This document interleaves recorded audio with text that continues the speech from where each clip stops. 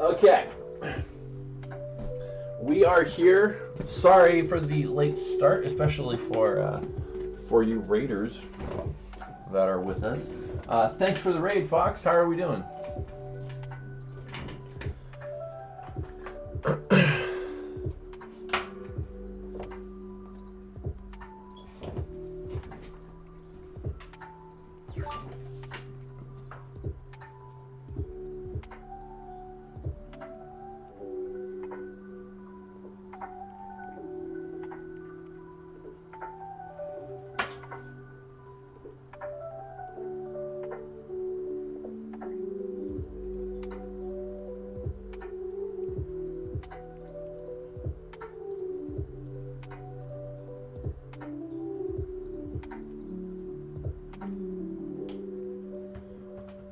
Also, how are we doing, guys? Oh, just noticed the camera in a weird spot.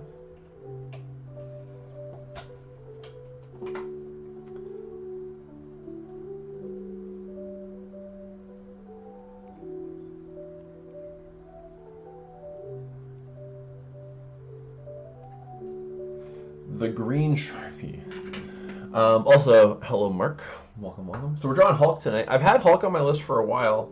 And I was actually going to draw him. My plan was actually to draw him last week, and then I forgot that I had that plan, and I was going to draw something else.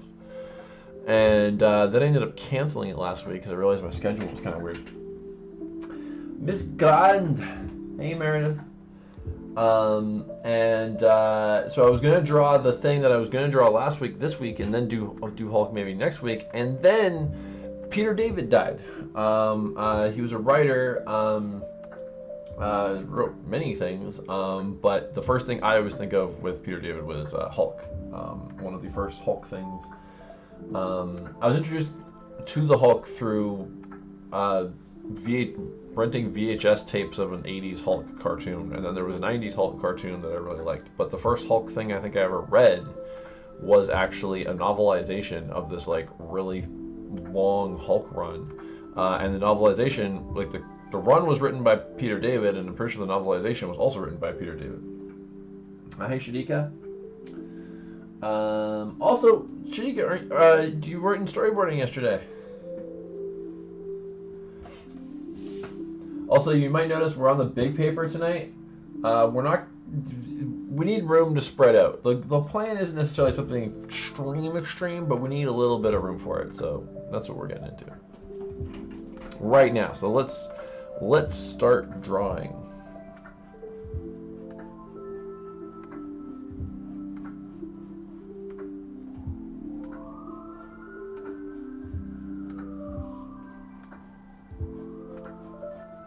Hulking, we might even say.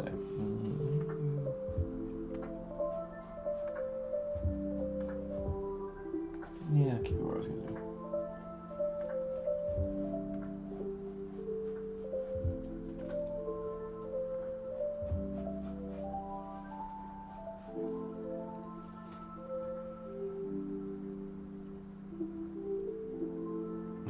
Well, I'm sorry.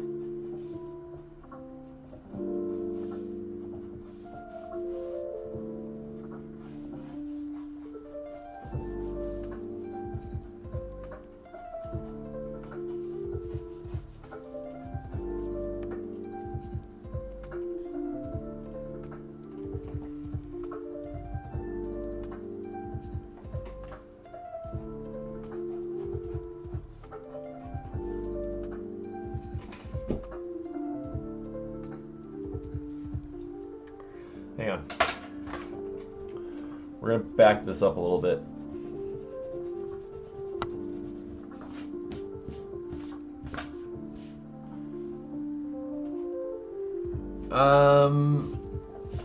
Well, I mean, like, you missed the intro stuff. There's a lot to come though. Like, it's.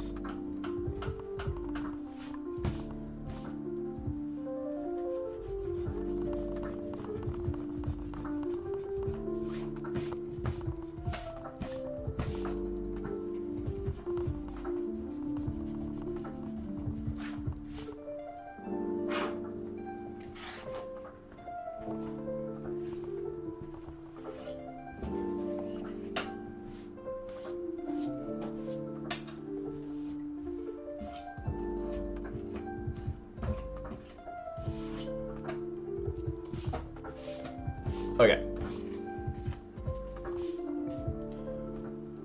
New approach.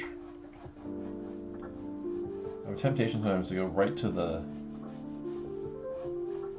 musculature with these really huge characters, and I think sometimes I lose the script a little bit because of it.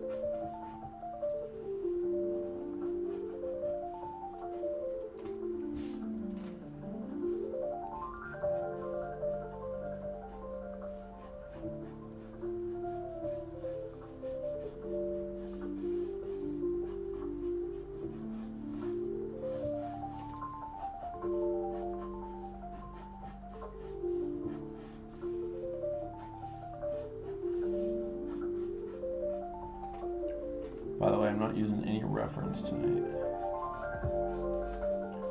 We're raw dogging it tonight.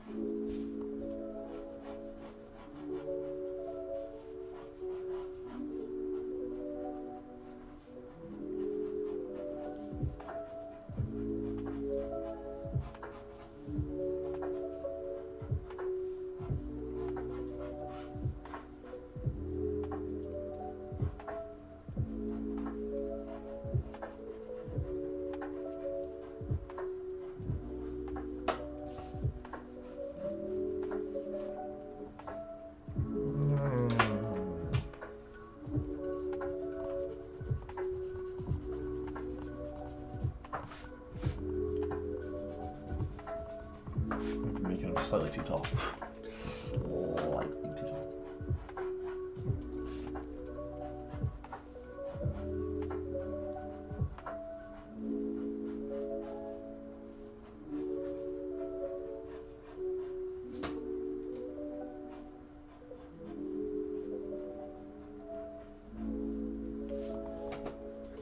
I feel like I really leaned into the slightly part. I barely changed that.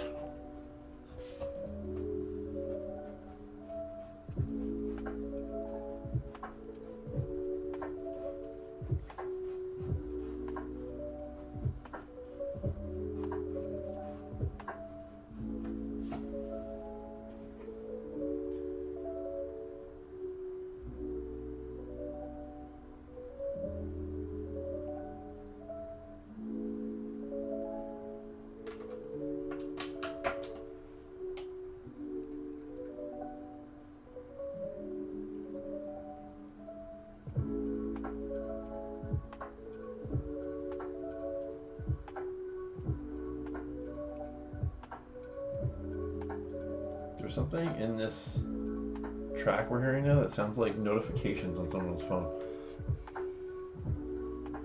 You guys hearing that?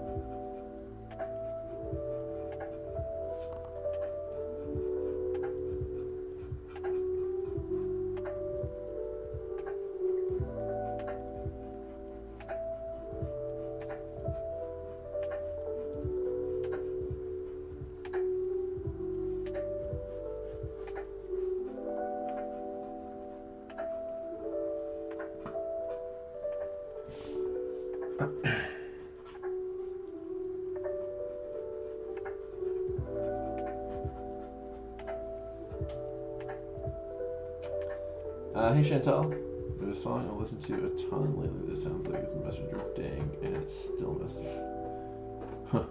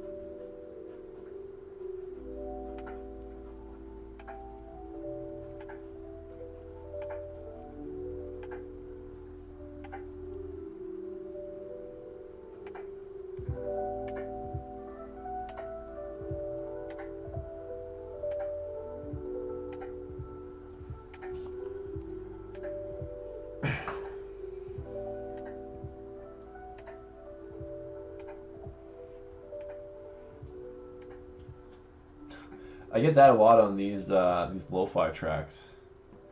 I'm like, is that raining outside or is that the song?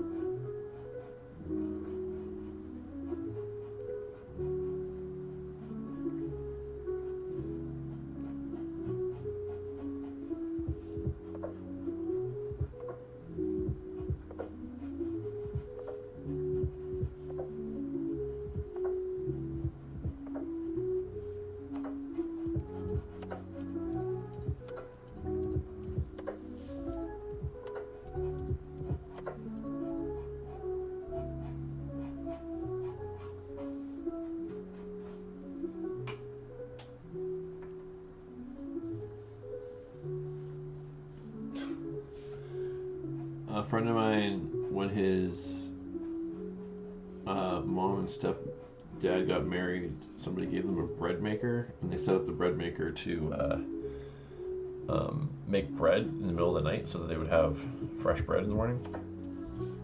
And the first time they ever used it, when the thing went off in the middle of the night, freaked them out. They thought someone had broken in. The guy came down with a baseball bat, like ready to throw down, basically.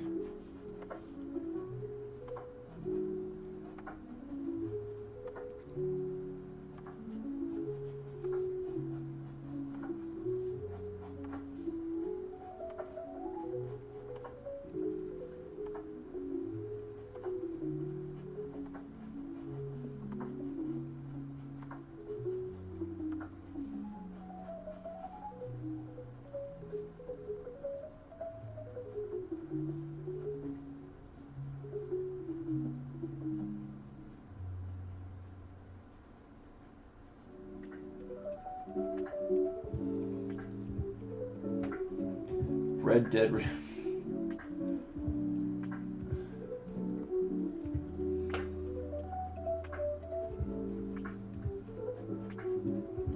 Well played, Mayor. Well played.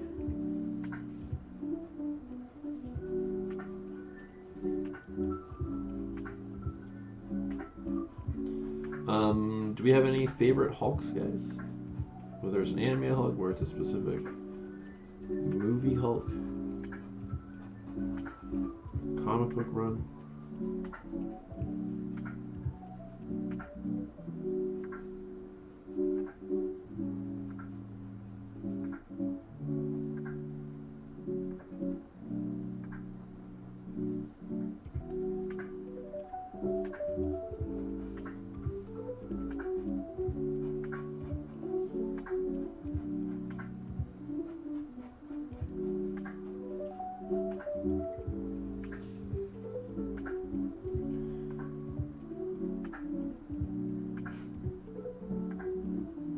Okay, fair enough, fair enough. Anybody else?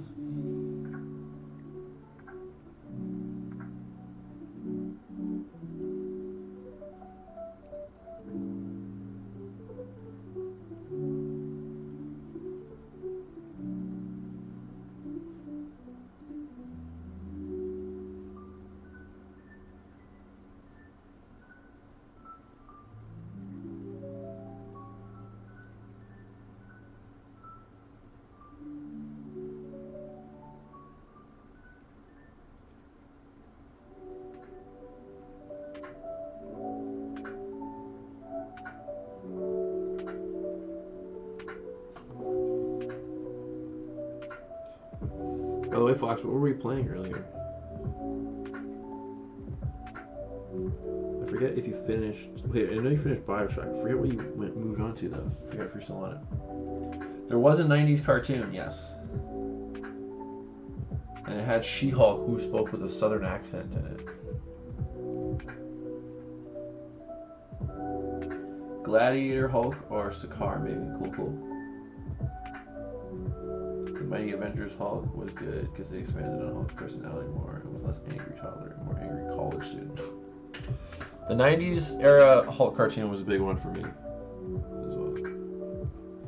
And honestly, if the Bill Bixby TV show was available on anything that I had, I would watch the shit out of that as well. I only ever caught the occasional rerun here and there.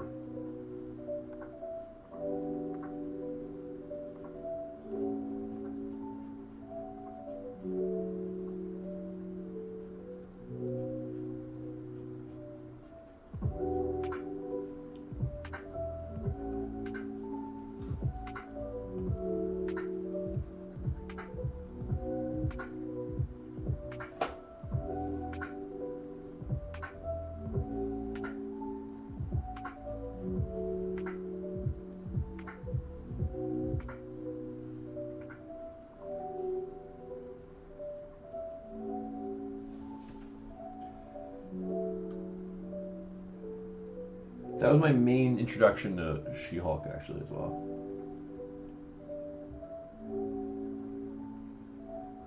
The 90s cartoon was my only exposure. I don't remember it super well, but I watched it when I caught up. When the She-Hulk series came out a couple years ago, I rewatched the Hulk cartoon from the 90s, actually, because it's on Disney Plus.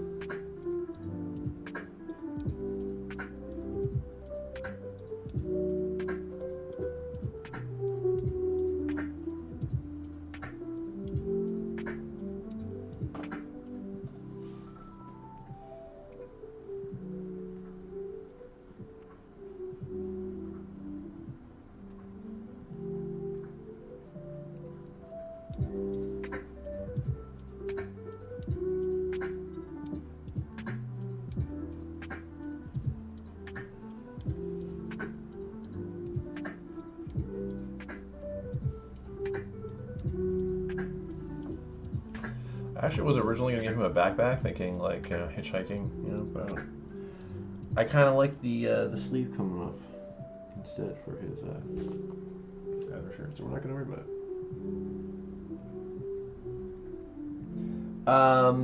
I have on occasion used some ink, like markers and stuff, yeah, on stream, but I don't do it too often.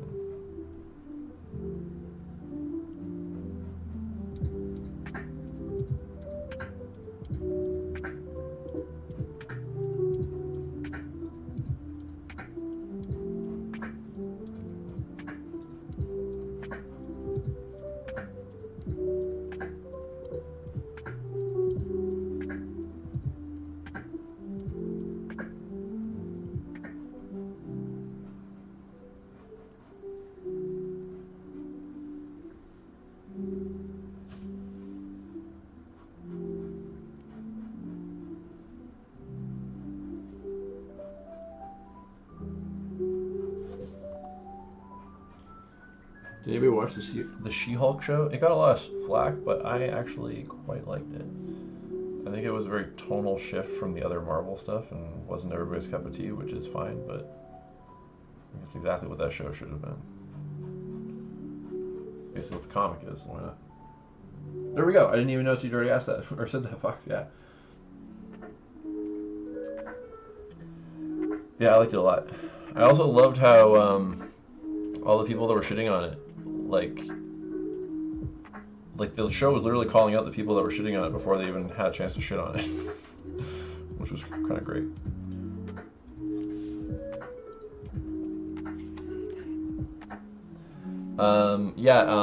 Tatiana Maslany from Orphan Black.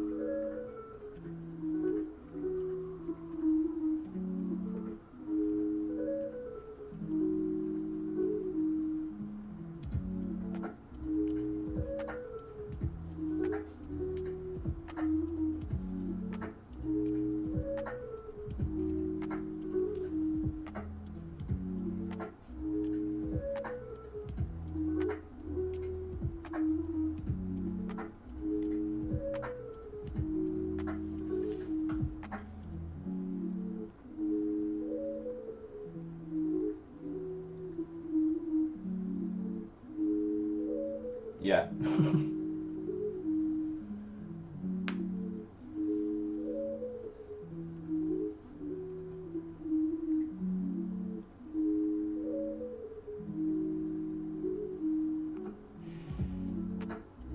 Very much. And the original comic is silly and fun, and she breaks the fourth wall and all that stuff. Yeah, I believe it.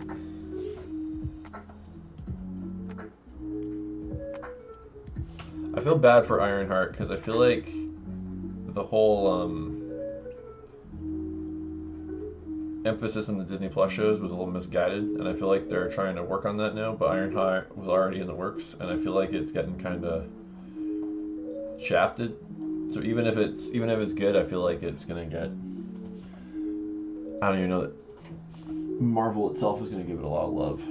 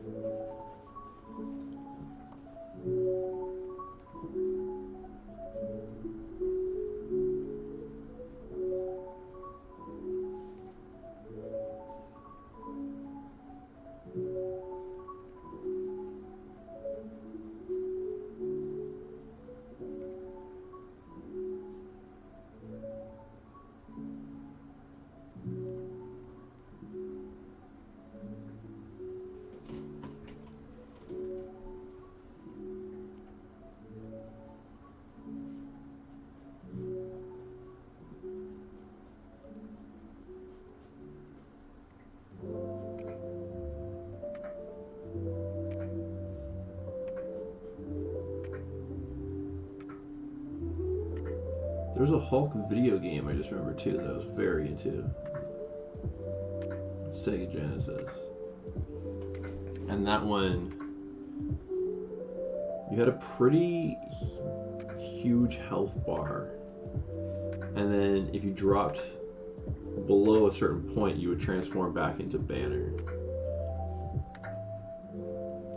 And if you but if you managed to like build up your health back up as Banner, just past a certain point, then if you got hurt or something, you would transform back into Hulk. And the transformation animation was awesome.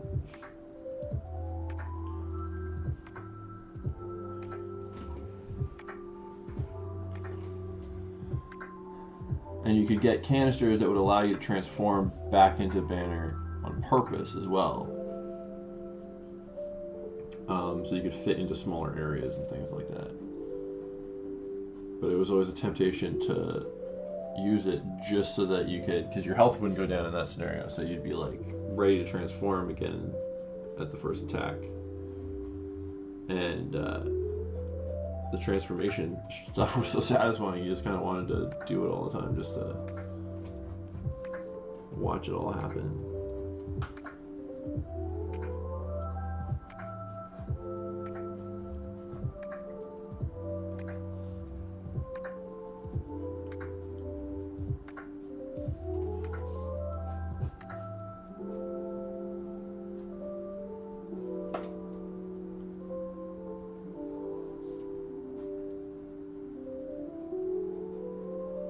So I just realized, Fox, I asked you earlier what you're playing, and I feel like you probably answered and I missed it.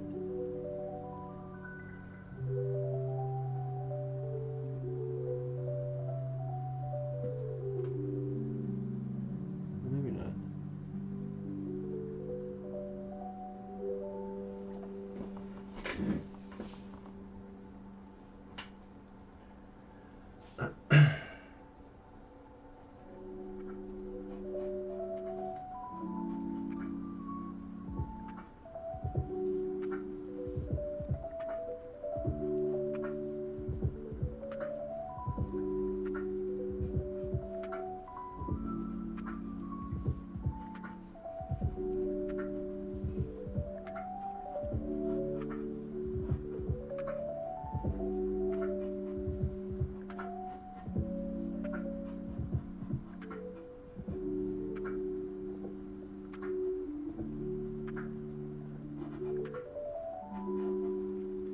I also remember there was some promo that would show up in the in Marvel Comics for something Hulk related. I think it was a book, or maybe it was just a Marvel thing in general.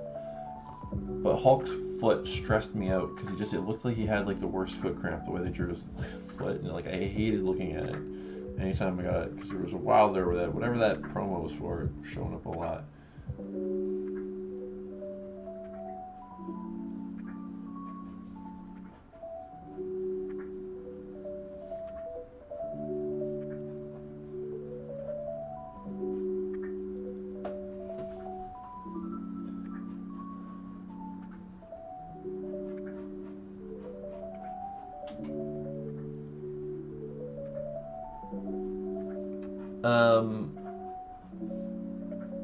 You sure you did, Meredith? You had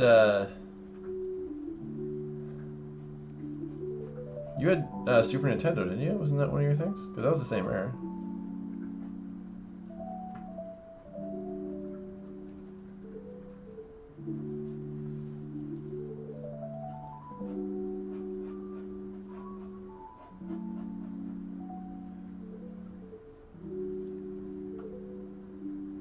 Okay.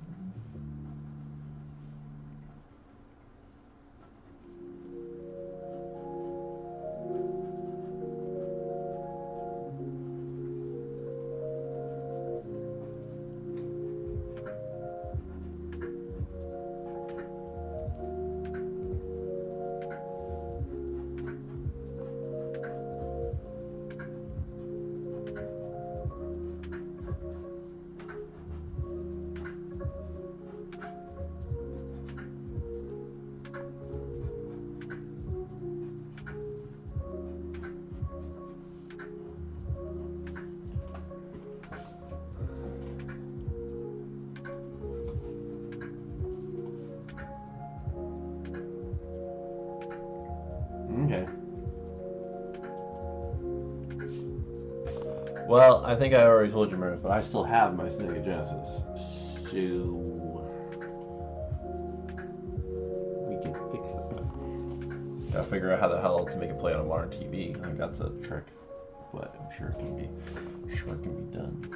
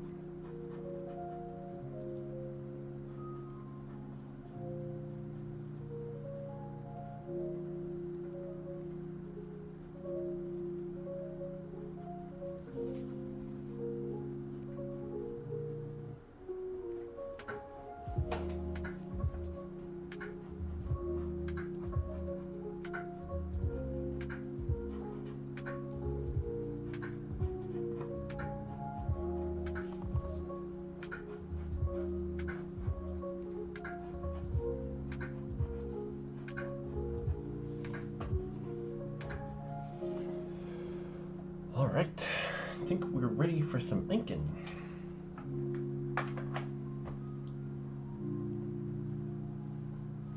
Nice. What is it that you need for it? Because like I feel like I think I heard that it'll function, but it will look weird if you don't get like an adapter or something. But I don't remember even what my source was on that to tell you if it was a trustworthy source or not.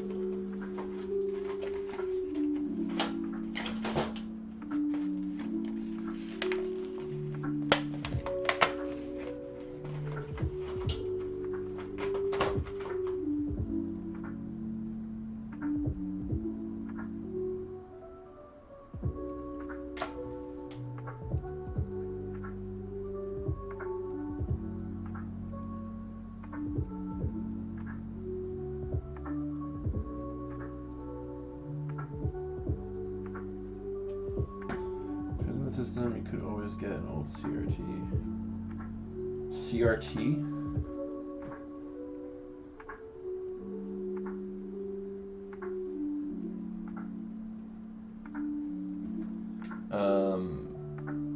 I feel like I should know what CRT is, and for some reason I'm blanking. Oh. Yeah, I don't see me doing that. So does that mean that it'll work? It'll just be distorted on the screen? That's it? If I plug it in right now, I've literally never tried, but I've had it in my closet for, well, since the Genesis era, I guess, really.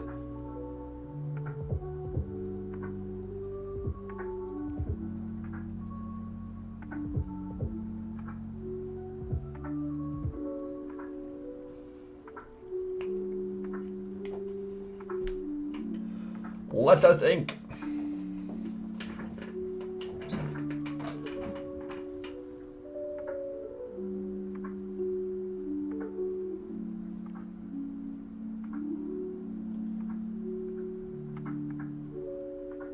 Here's a fun little bit of homophobic trivia. In the 70s, when they made the Incredible Hulk TV show, they changed Bruce Banner's name to David Banner because the network producers said the name Bruce was gay.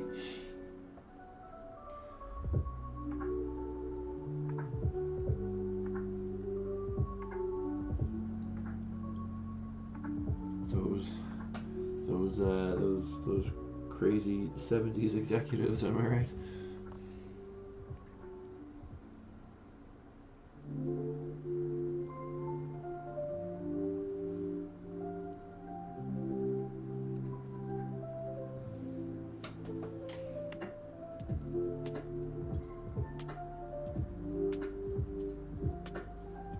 I will we'll do a test drive. We'll see if we get that thing working.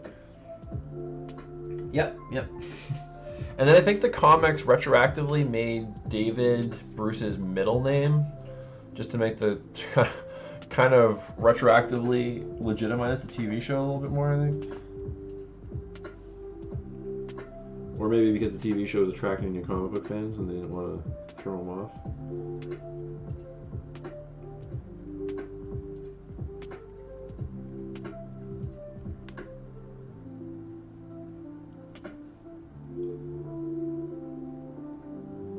wonder if there's some story behind the rights of that TV show, because I'm surprised it's not on anything. But then again, maybe I'm wrong. It's probably on something. It's not something I have, I guess, is what it is.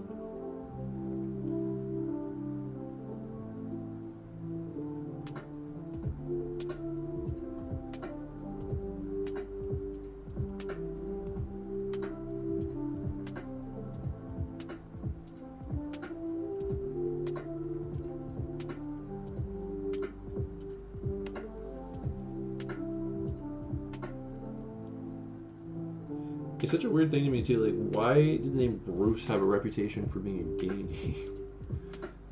I remember the episode of The Simpsons where they meet with John Waters, where Homer's like, "And you took all of our manly names like Bruce," and I'm like, when did that happen? How was that a thing? Well, maybe he was just referencing the Hulk thing. I don't know.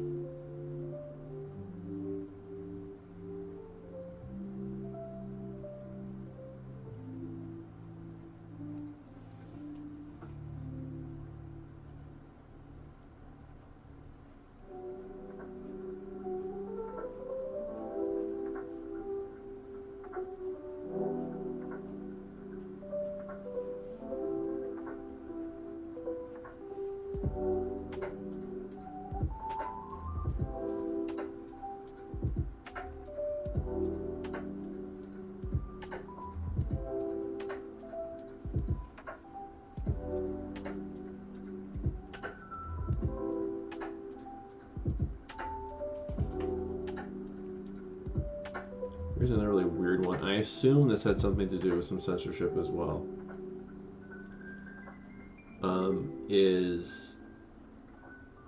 So I used to rent the VHS tapes of the 80s era Hulk cartoon from before my time, and when he would transform from Hulk into his human form, his clothes would just rematerialize, and I always assumed that was a censorship thing. They didn't want him running around shirtless as a human. Because having hair longer than an inch was gay if you were a man back then. Because it hadn't been aware it names its sexuality, but okay. Yes. Yeah. That was the whole thing. Wasn't there a whole thing too about like getting your ear pierced? It was like it was manly on one side, but it was gay on the other side.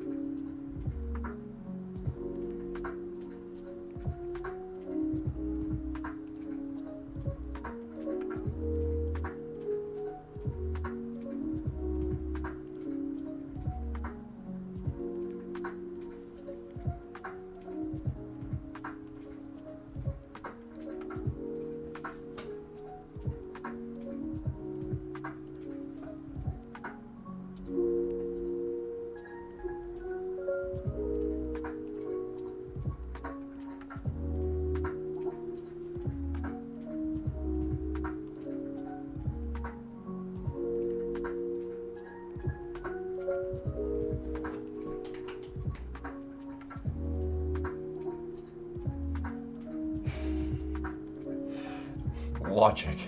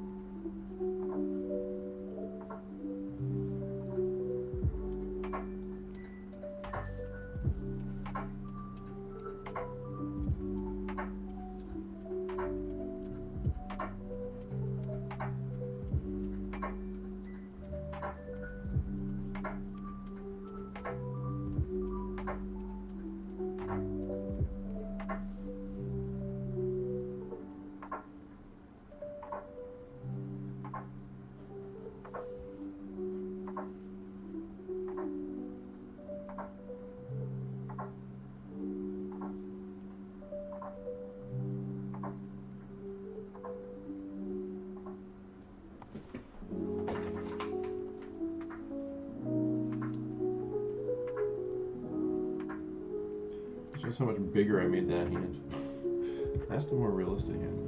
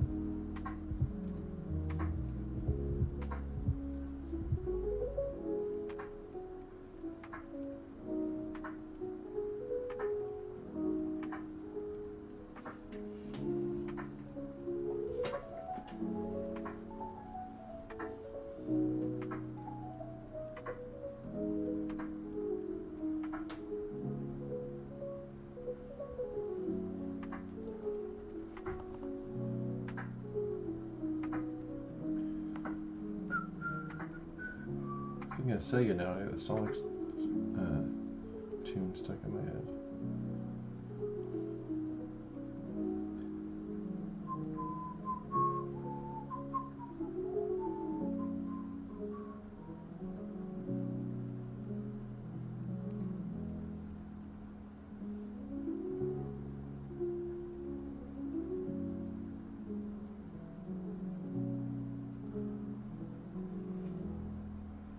Sonic.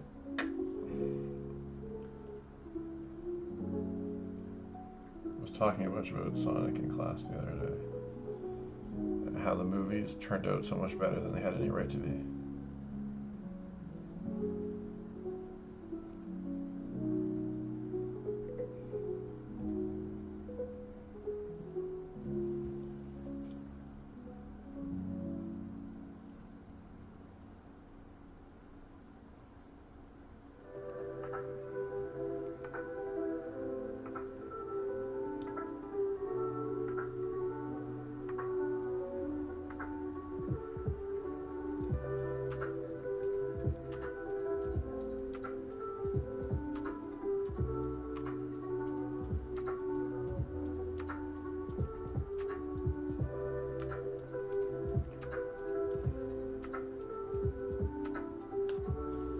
Yeah.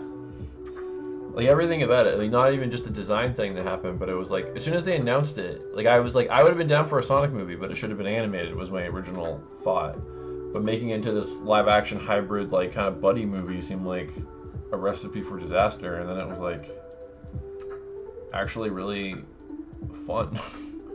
Felt like kind of a throwback to a lot of like 90s era comedies of that, like road trip comedies almost.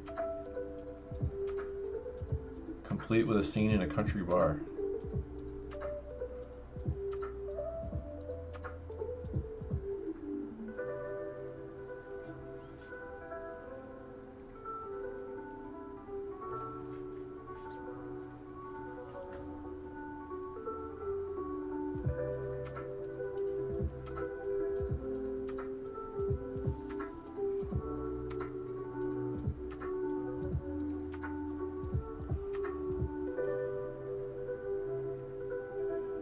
Do you remember as well, Fox? There was like 2 different Sonic cartoons on at the same time. There was like the really cartoony kind of Looney Tunes-ish one, and then there was that like kind of more gritty, serious post-apocalyptic one. Both aired at the exact same time, which I don't think I ever did find out why they coexisted like that. And I watched them both as a kid. I was always really confused.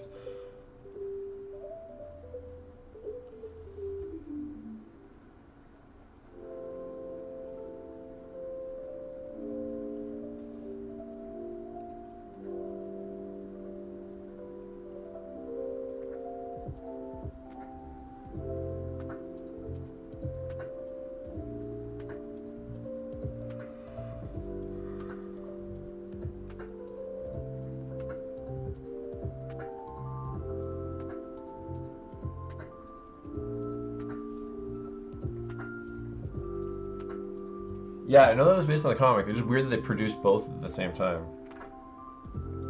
Yeah, the other one was they called Adventures of Sonic the Hedgehog, and it was like much more comedic. Both interpretations, he was obsessed with chili dogs, though.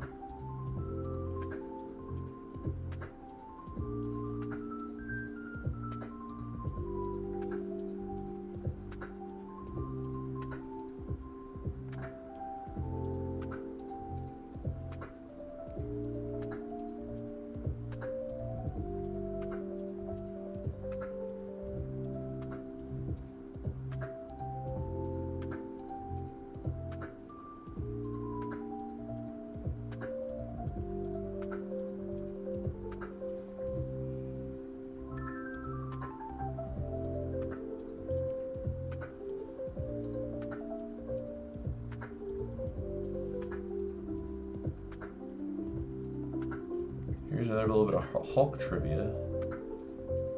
Jonathan Hensleigh, who wrote Die Hard with a Vengeance, is probably the first thing I think of with him. He also wrote and directed the Thomas Jane Punisher movie, which was his directorial debut. Originally, his directorial debut was actually going to be an Incredible Hulk movie in the late 90s.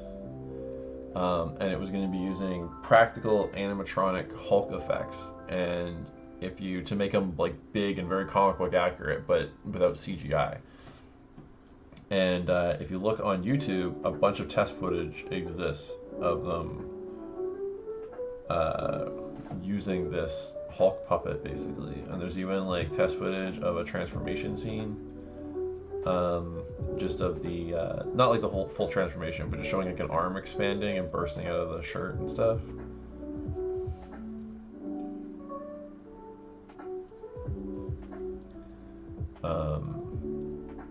And then I think it was like a regime change at Universal or something happened, and then it got shelved before they ever went into production.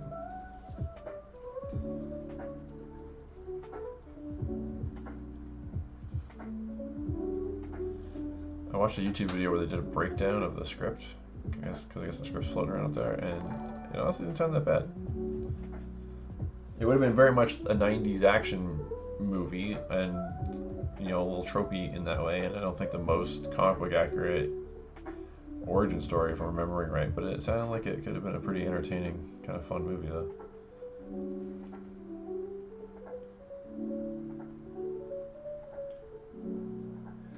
Thank you for the sub, Mark.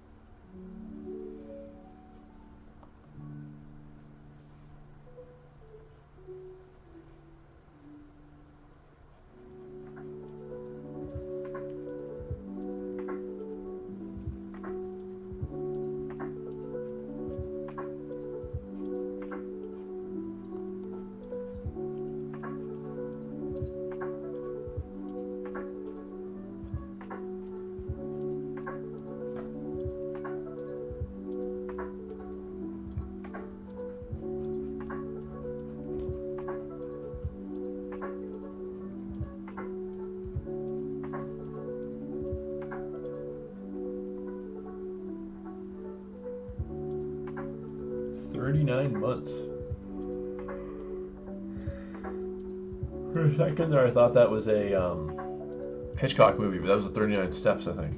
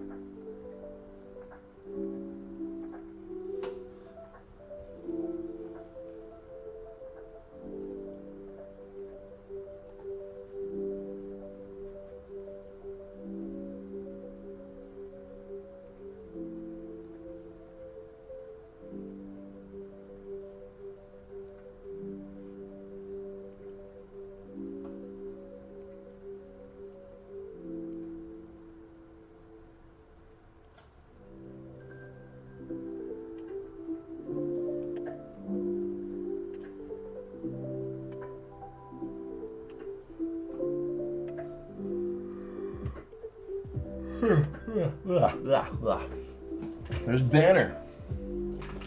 Done for now. And the Spot Blacks. And now we're going to do the mid-range Banner Hulk, which we will refer to as the Bulk. Naturally.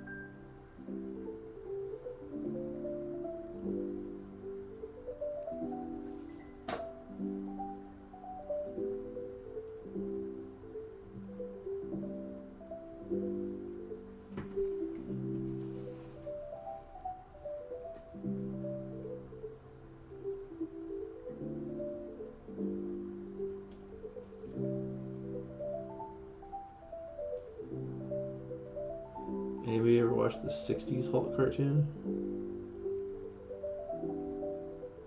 The ever-loving Hulk. Hulk. I forget how the rest of the song goes. It was really cheesy. It was supposed to be the Hulk version of the Spider-Man theme, basically, but didn't take off the same way the Spider-Man did.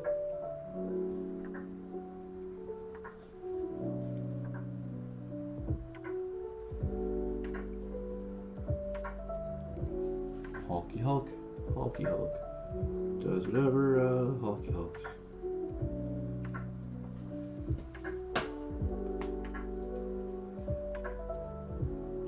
Yeah, it used to be on Teletoon Retro. That's when I would have watched it.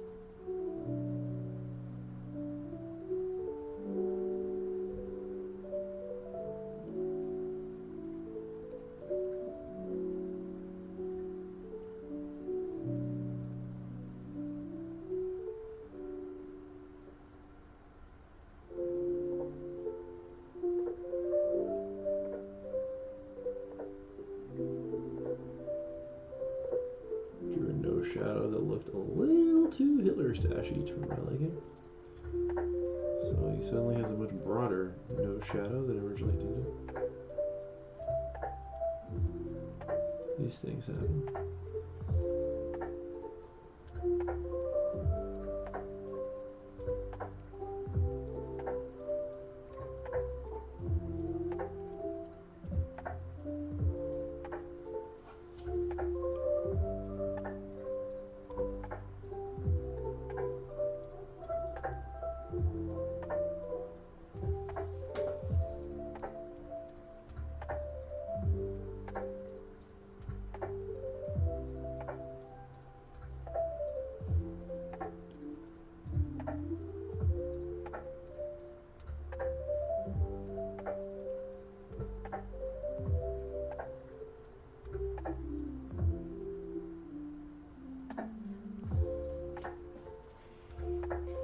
Accidental Stash is the worst, yes.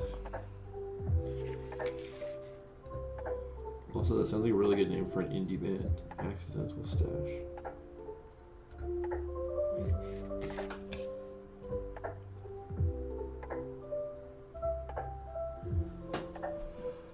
Hulky smashy.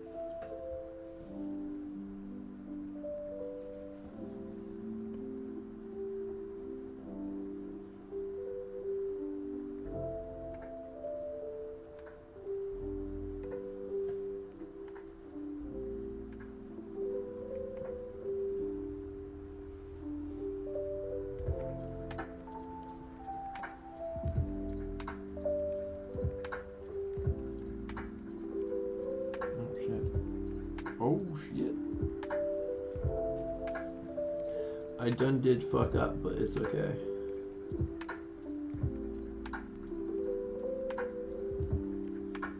No one will know. Don't tell anyone, Kay.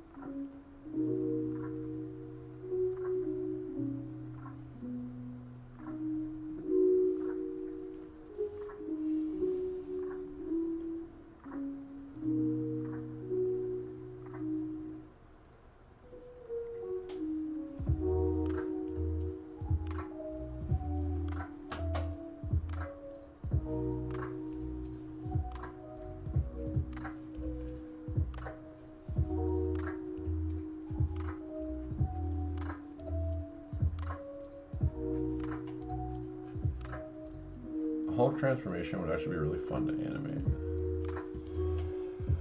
Maybe I'll do that sometime just as an exercise.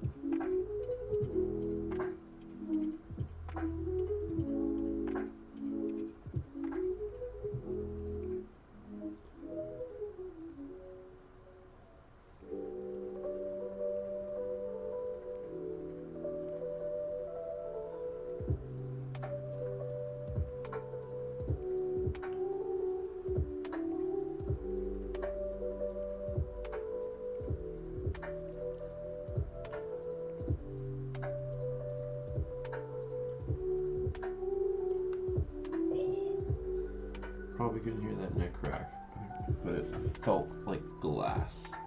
And I was kind of okay with it.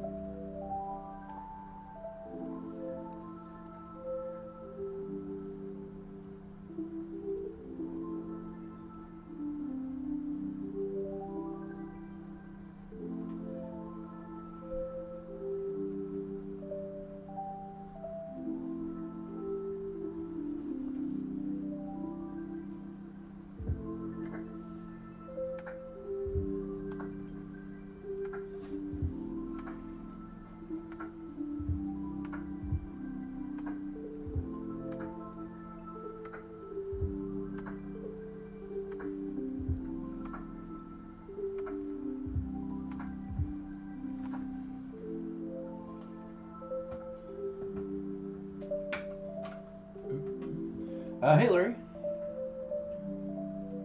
Paint me like one of your French girls. A French Hulk, maybe? Or she French Hulk. How are you, Lori?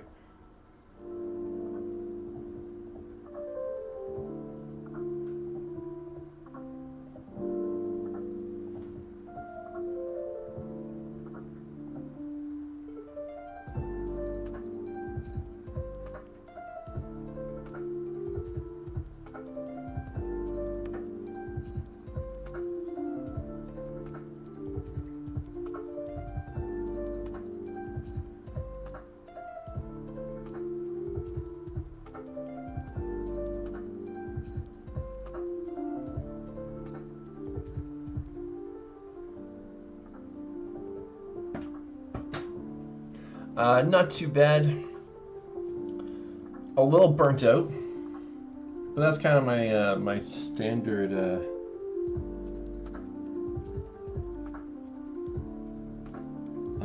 state of being anyway.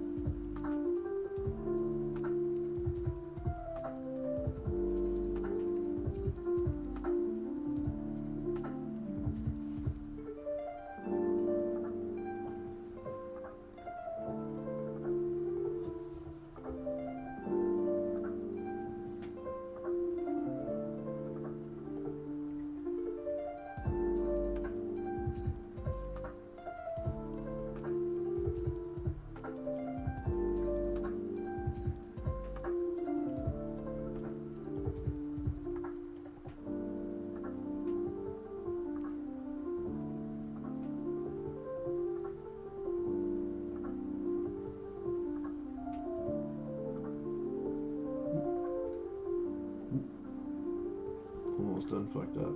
Almost done fucked up.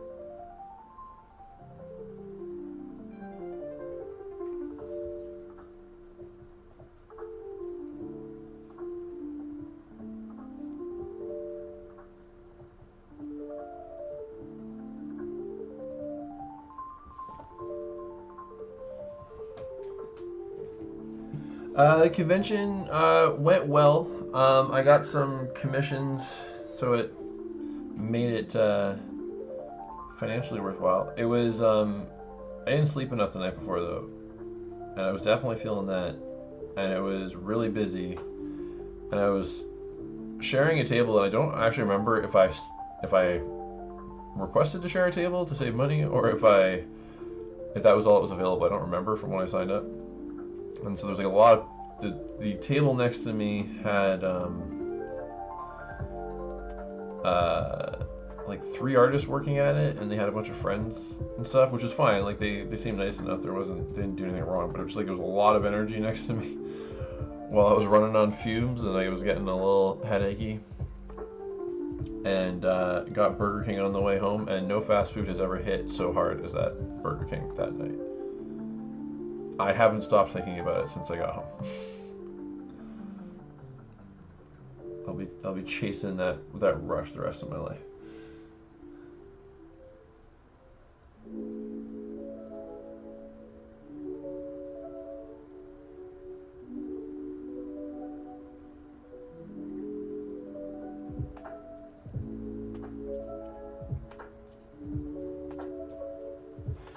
Yeah, I can't remember, because I think you can request, but I think I signed up a little bit late, and I might have said full table if it's available, but I'll take a half table otherwise. I don't know. Also, like I did pretty well, but I recognize potential for me to have done better if I'd had the whole table, because then I could have had more of my art displayed, because I opted for a much simpler setup this time,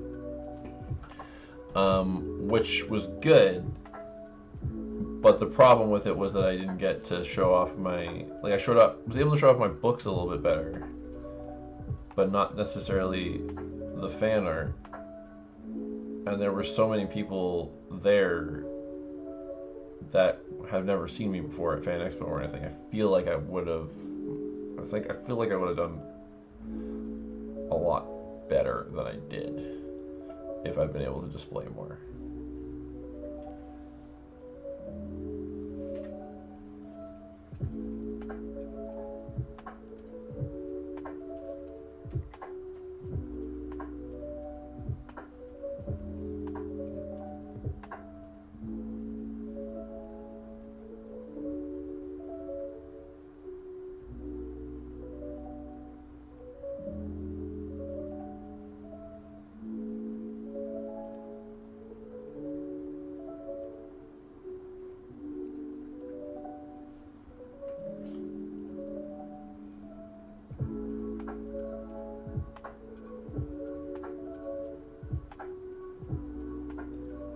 I'm hearing that sound again. That sounds like a phone notification. It almost sounds like, is it like the Mario sound effect when you collect coins?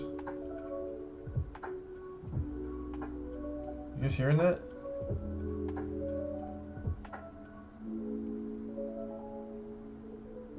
No worries.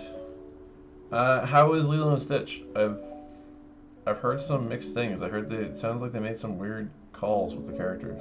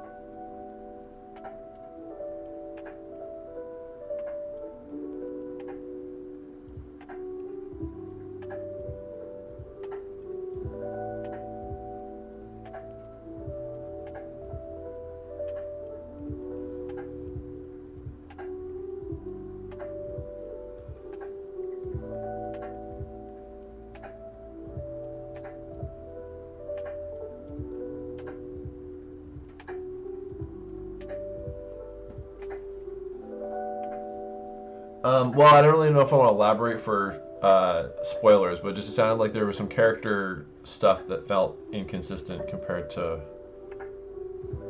what we like the original.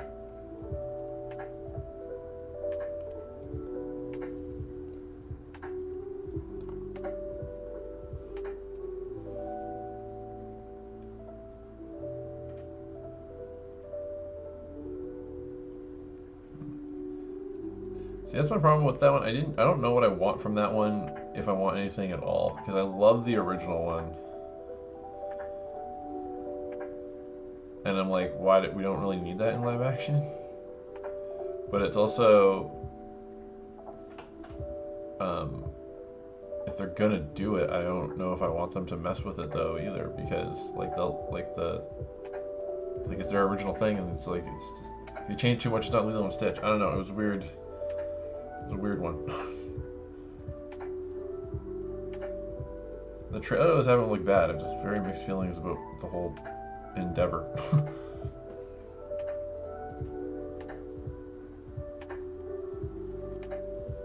That's kind of in line with what someone was telling me yesterday, Shika, about the kind of themes about family and stuff.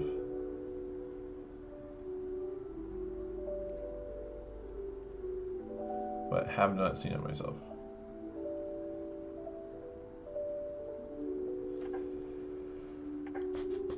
All right, there is the bulk time.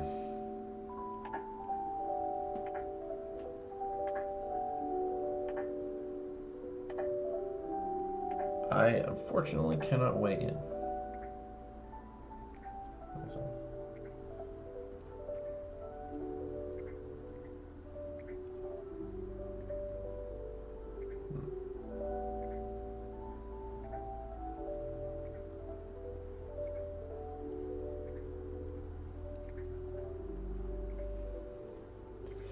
All right, now the big guy.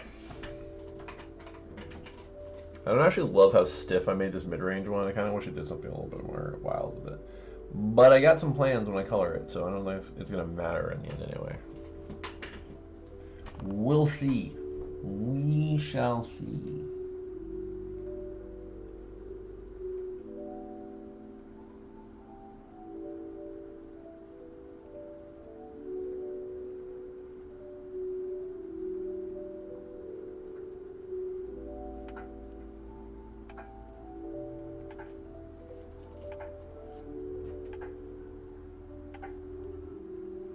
I heard that the chemistry between Lilo and Nanny and Stitch was all really well done.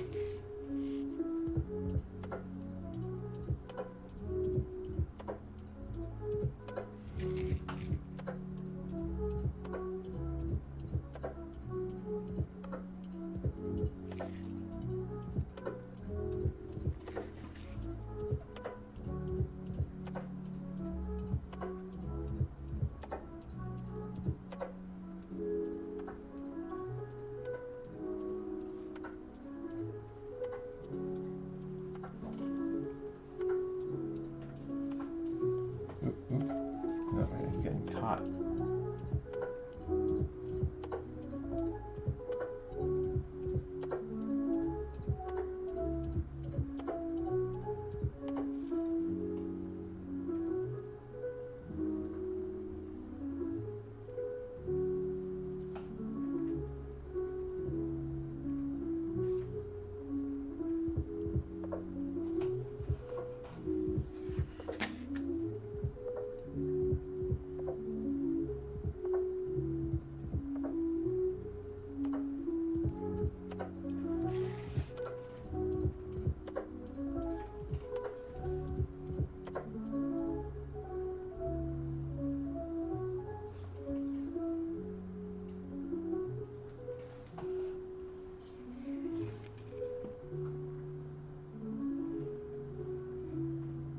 That's fair enough. I wish I could comment more. I do want to give it a shot. I just don't know if I'll get to theaters for it or not.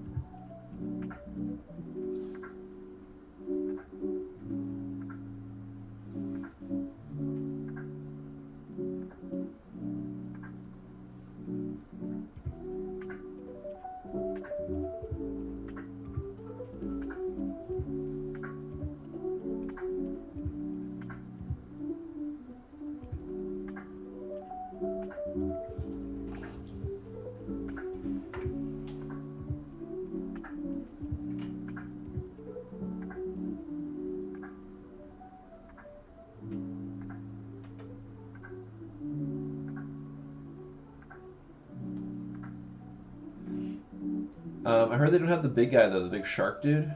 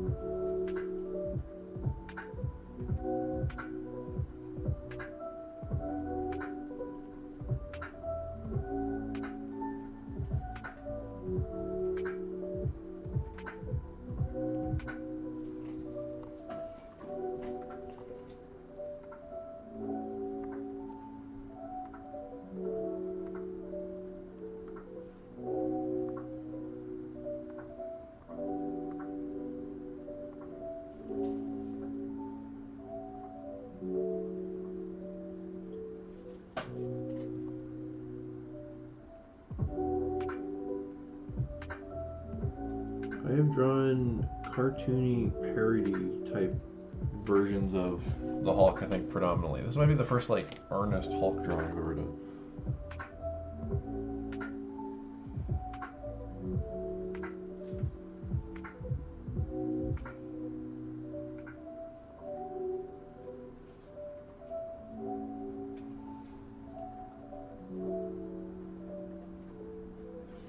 Yeah. And I don't want to comment on what I heard either, because some stuff was a little spoiled for me, but I don't want to comment on it here to know if, and also too, the way it was presented might have been misleading too, so I might not even be right in what I've heard.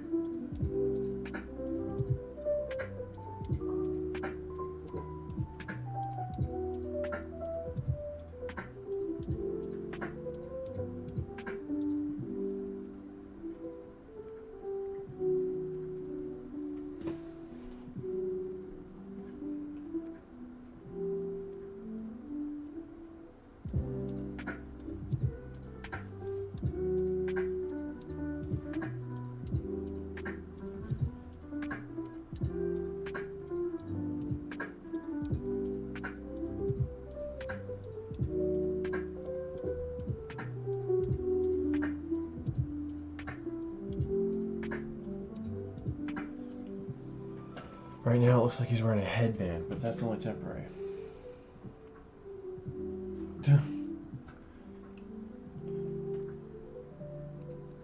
What I heard, Jamba's a bit more of a villain in this version of it. In the original one he was kind of crazy, but not really a villain.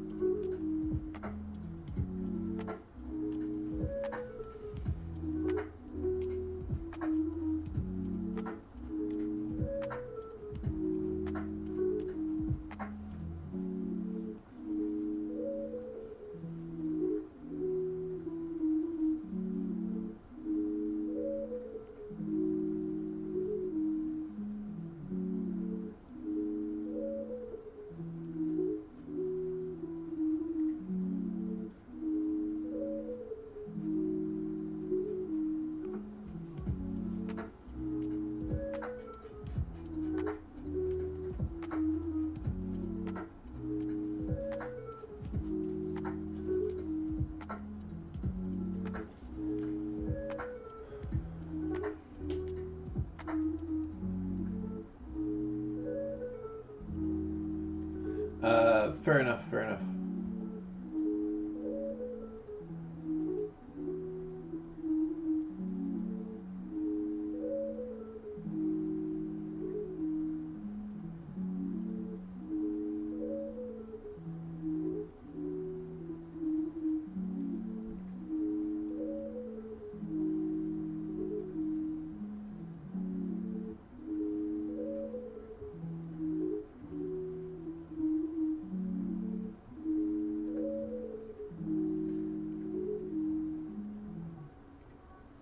I said I've been weird about.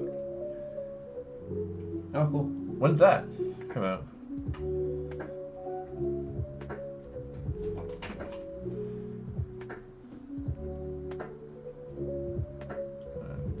Yeah, I've got like a weird. Because I haven't liked most of the Disney movie remakes, and part of it is just that because they've been leaning so closely to it, the original, I just feel like what's the point? And then Lilo and Stitch was a weird one for me because it was their own original concept. It wasn't like a reimagining of a fairy tale, and I was like, I can't decide if I want them to make it exactly like the original or if I want them to do a twist on it. And it's the same thing with How to Train Your Dragon. Like, I feel like the original Lilo and Stitch is pretty much a perfect movie. And same thing with How to Train Your Dragon. So it's like tough. So it feels like a bit of a damned if you do, damned if you don't. Because like even if it is good in its own right, it's still not the original. But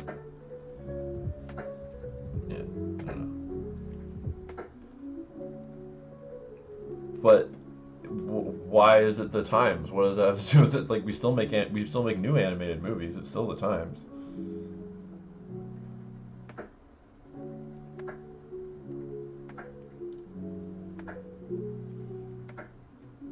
And by the way, that's not to knock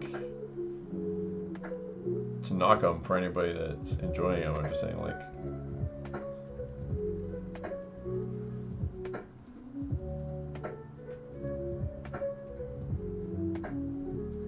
I think if I'm remembering right, we're kind of in agreement where the Cinderella one was probably one of their better remakes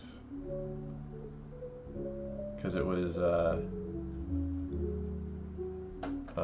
And part of that is because that original one, I don't think has aged all that well, and they did do something. They refreshed it up a little bit, you know.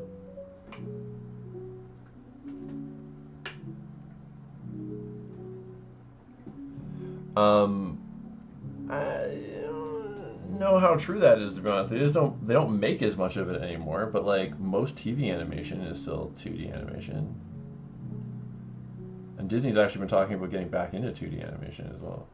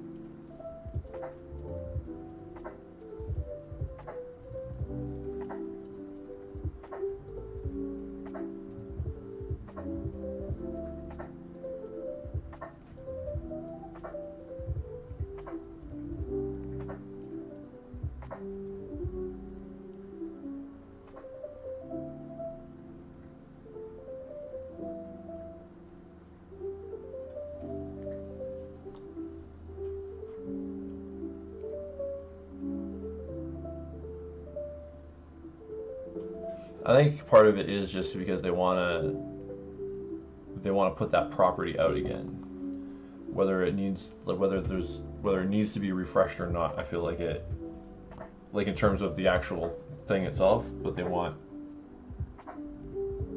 people talking about like Lilo and Stitch again and stuff like that. So it's not necessarily that it needs to be fresh or refreshed, like in terms of the actual quality of it, but just to get the title in front of people again, so they'll come back to the parks and all that stuff.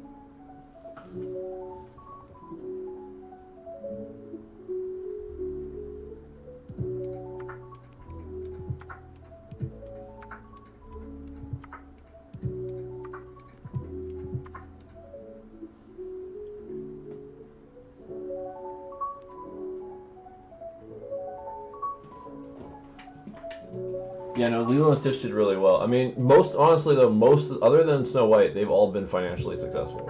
And that's why they've made as many of them as they have. But the audience reaction hasn't necessarily been the most positive for very many of them. But people go to them because of nostalgia. I think it's a lot of adults with kids wanting to bring them to see the thing that they grew up with, and there's a lot of adults bringing their parents to the thing that they brought them to, and all that stuff.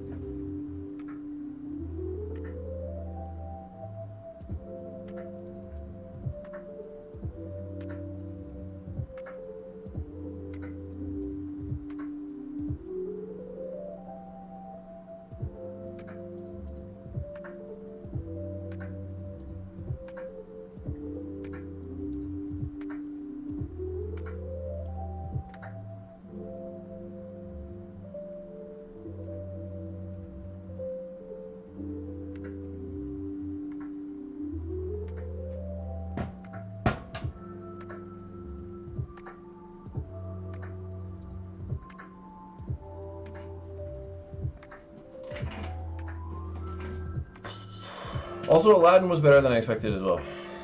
Aladdin's a tough one because Robin Williams is so um, beloved in general, and I think it was wise to do a different approach to it. I still like the original one better, but didn't mind it. I'm not surprised Snow White flopped. I didn't think that. Well, I didn't think the trailers looked very good, but then there's also a lot of heat on it for a lot of different reasons and stuff.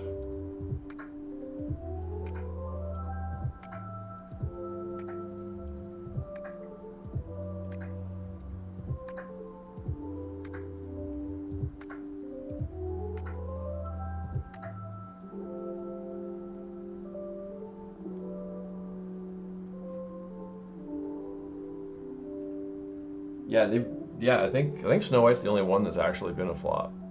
I'm sure some have been done better than others, but yeah.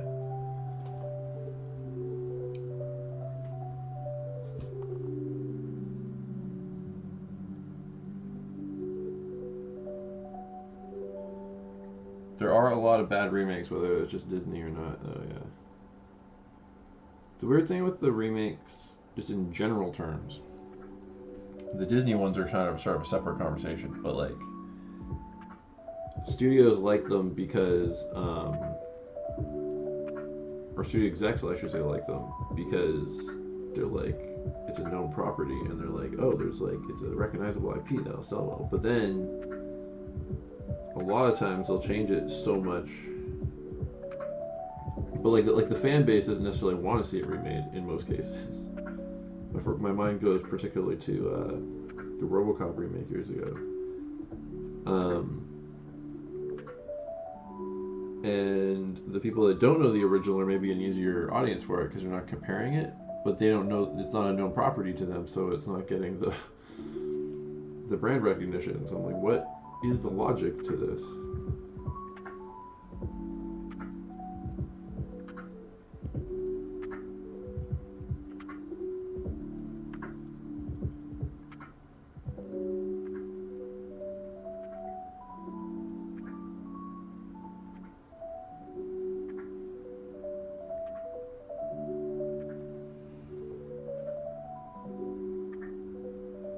Anemic. I don't understand what the hell they were thinking with any of the decisions in that movie. I was actually kind of looking for. I knew it was gonna be nothing.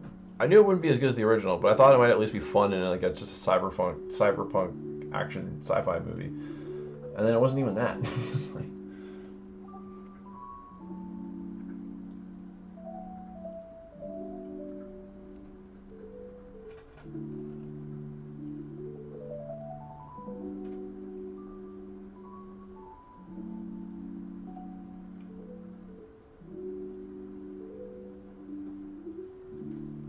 yeah.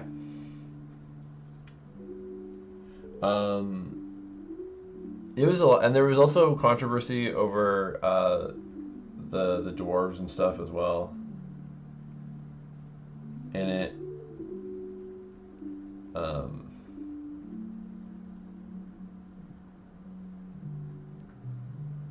I don't even know if they ended up marketing it as much as they would have other ones. I think because there was so much stink on it, I feel like they were kind of like.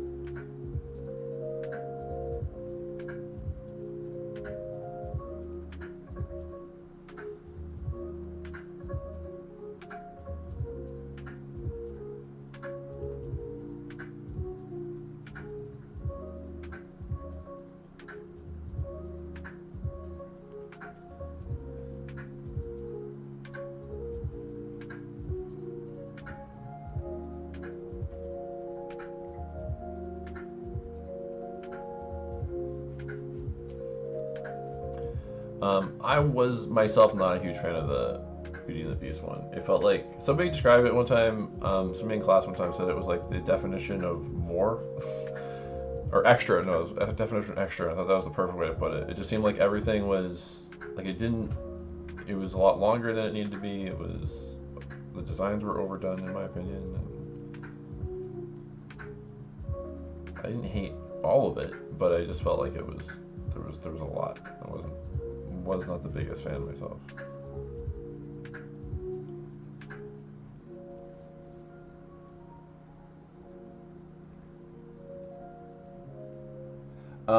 Little people is the correct term, but it was like, I don't know if there was ever a point where they had little people cast. I don't actually remember if there was or not. But as soon as the movie was announced, Peter Dinklage criticized just the fact that they were going to make the movie at all. I think based on like the assumption that they were going to cast little people, and said that it was like offensive to little people or something. And obviously I can't speak because I'm not a little person. But it felt odd to me because I don't like they're not little people in terms of who, as we know them in real life, they're fantasy creatures, essentially. Like they've always been part of lore, kind of like the dwarves in Lord of the Rings and several other things. So I thought that was a little weird, and also,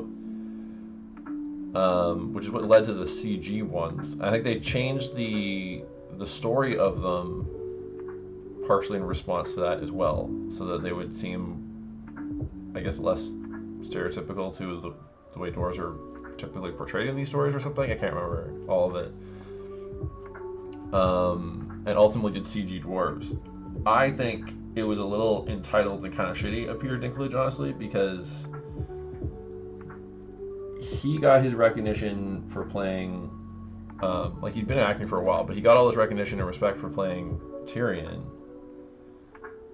on Game of Thrones, and got such acclaim for that he now gets offered a lot of roles that typically, because Hollywood's a superficial business, would not get offered to a little person. But he got to that level by playing a certain role, and it sort of like that movie, if it had been more successful, it could have skyrocketed 7 other little people actors, I feel like, and they weren't even considered for a role in it because of his reaction. and I think that was weird. But that also pushed them to make additional changes that probably didn't sit well with fans of the original as well. Yeah, I've heard that too. Yeah, exactly. Because like, it's that is a prime role for, like, prime opportunity for some actors to get in the spotlight and then maybe be the next Dinklage, but he took it away from him. But yeah, it's also it's a tough thing to comment on when we're actually not of that community for sure. Yeah, and in Lord of the Rings they used like full-sized actors and kind of did an effect. But like if they had hired little people for that, would that have pissed off Dinklage and others as well? I'm not sure. But yeah, exactly. Like I don't know, and weird too that he was making the criticism just at the announcement of the movie. Like I don't think there had been anything else about it.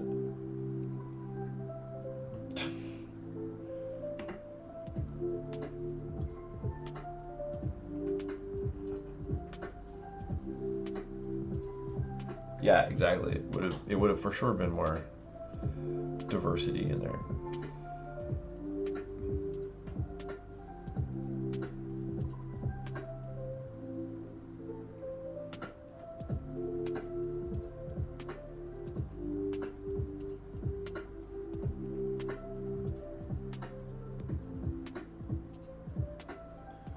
I also think it would be cool if he let other people decide what isn't offensive that way, because obviously if another actor with dwarfism felt that way,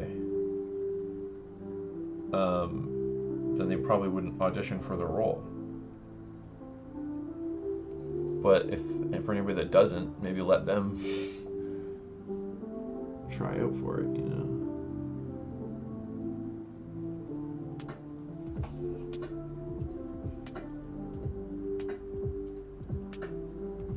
There might have actually been a stage where they still did have little people, but they changed their role in the story, and then that didn't land as well. I can't remember, because there apparently were a fair bit of reshoots, I think, or a fair bit of rewrites, or maybe all of the above. I can't remember. But I know that like the behind the scenes of that movie were a shit show. And Rachel Zegler was only part of it, part of the controversy and the trouble.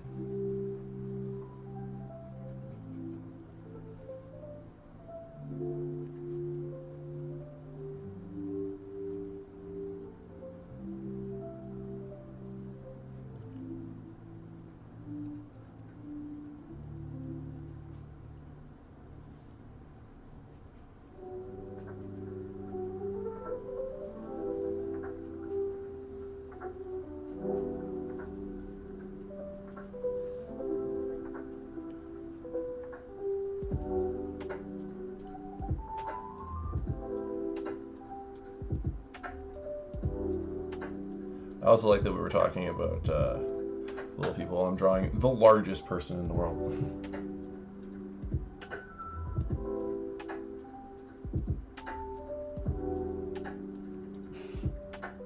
It didn't sound like they'd even had a chance to ask him. Maybe he would have been their first call if he hadn't made a stink out of it.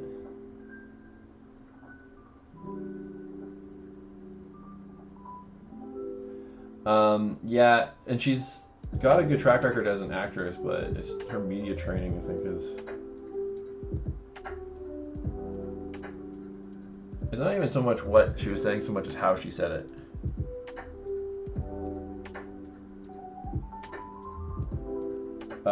Dr. Manhattan from Watchmen.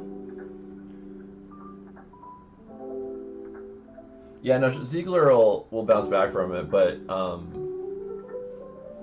I think just in that, but I think some will be real reluctant to put her in a role like that again, at least for a while. He can scale himself. Sometimes he's bigger. Also, Giant Man slash Ant Man gets bigger too.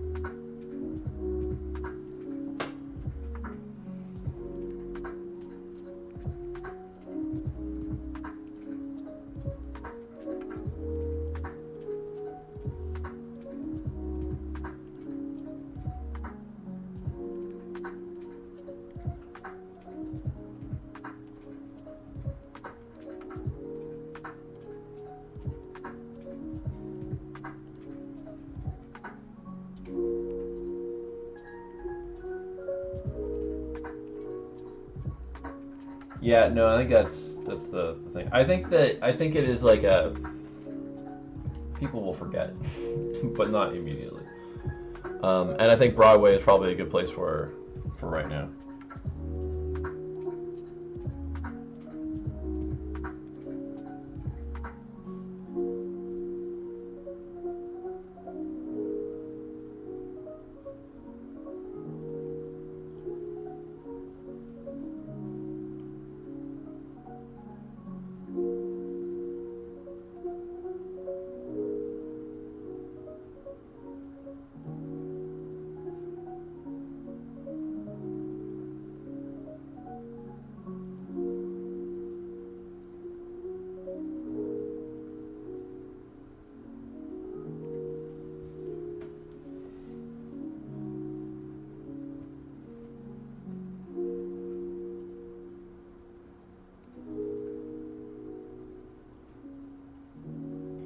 Yeah, no, but I think that was definitely a factor in because even if it was terrible, I feel like it would have opened a little bit better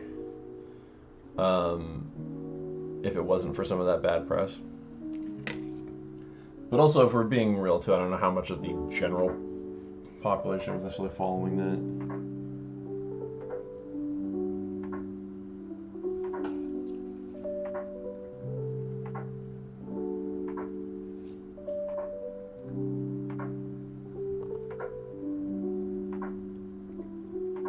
I feel like it was easier when we didn't know every move that every celebrity made all the time.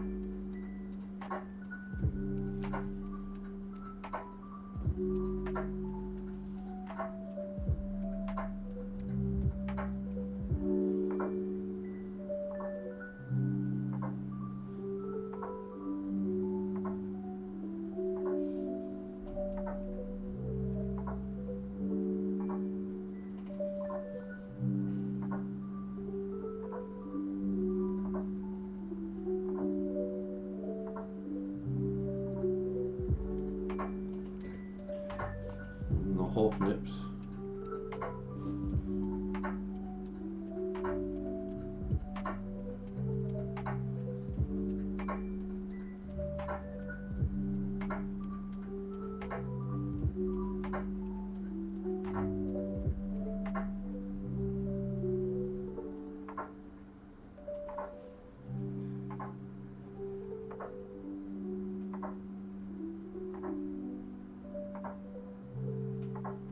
That's the thing I feel like is true of a lot of places.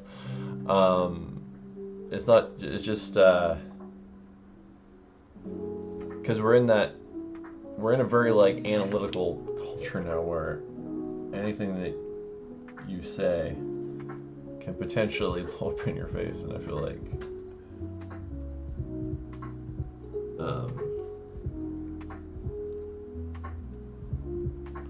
there's a lot to be said for.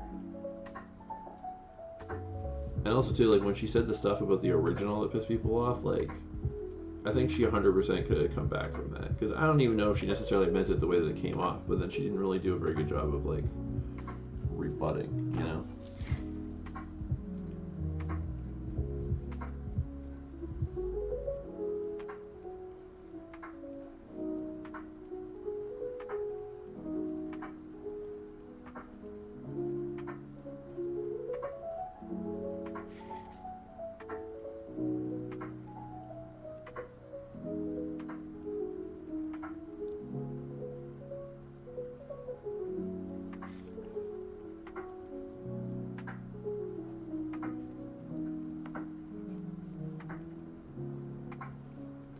I also think it's a little frustrating when we want to like hold something that was made in the 30s to the same standards as we would now. Like, I think some of their intended changes probably made a lot of sense, but we don't need to like vilify something that was beloved in its time just because our modern sensibilities are different, you know, like, you know, within reason, obviously. I'm not talking about like Birth of a Nation or some shit, but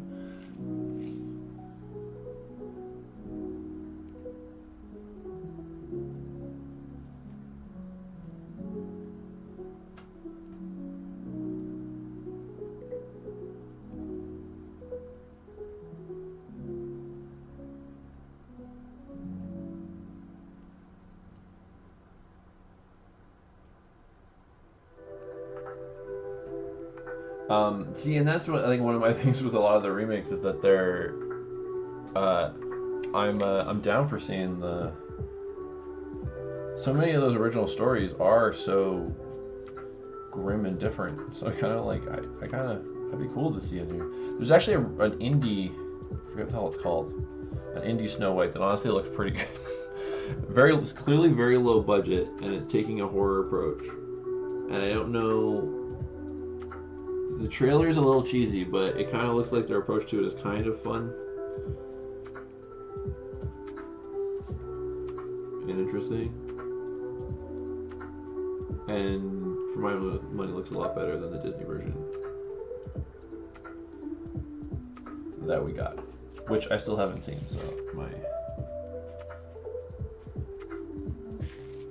criticism is a little misguided, I guess. I'm sure there are some that like that.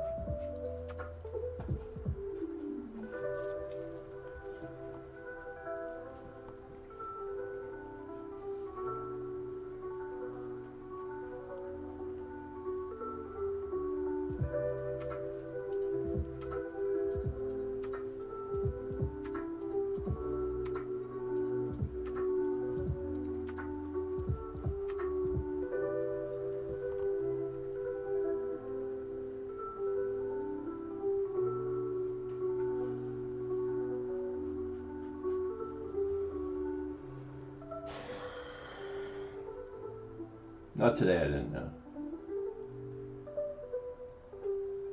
I think the only live action Cinderella I've seen is the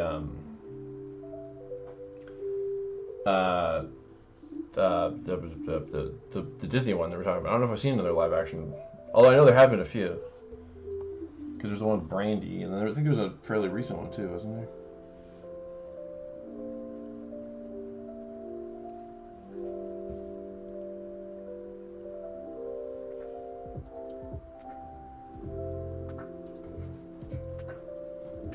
I did like the Brothers Grimm, yeah, the Terry Gilliam movie.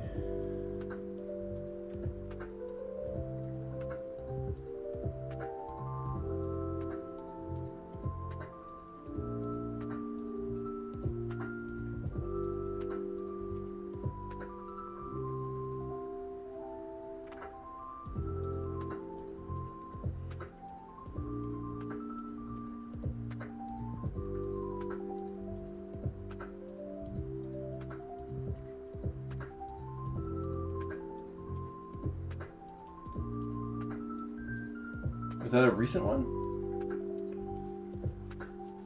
Is that the one that was on? Because Amazon did one, didn't they?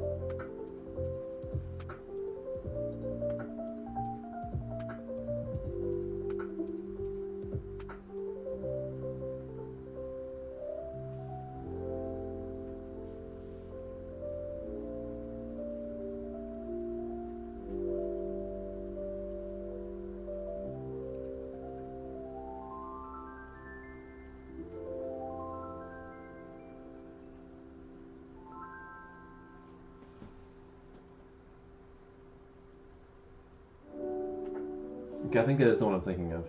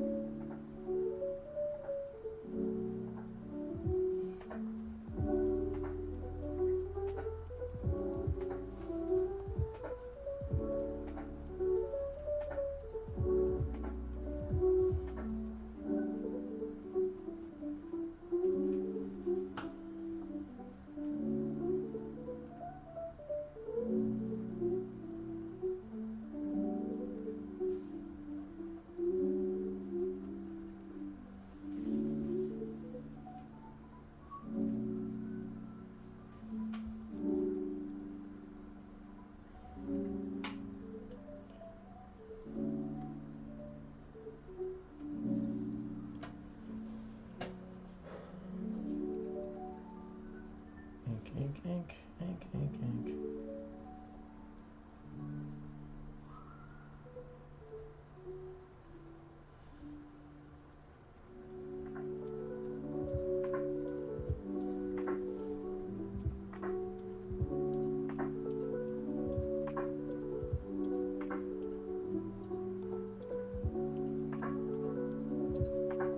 When the 10 Cinderella moves up.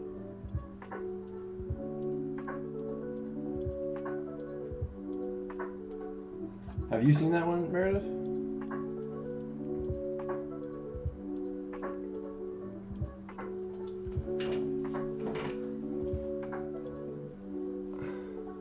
Fun fact for you, Lori, Meredith played Mrs. Potts in in her high school production of Beauty and the Beast.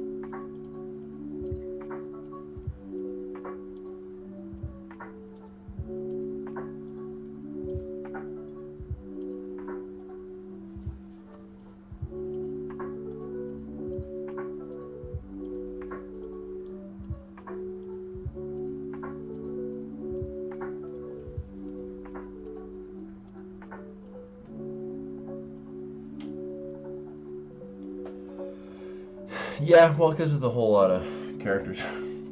Well, I mean, two characters. Well, technically, it's only one character. I was undecided what to expect from a runtime perspective today. I was like, it's only three characters. Two of them are obstructed. One of them's practically naked. Maybe it won't be that bad.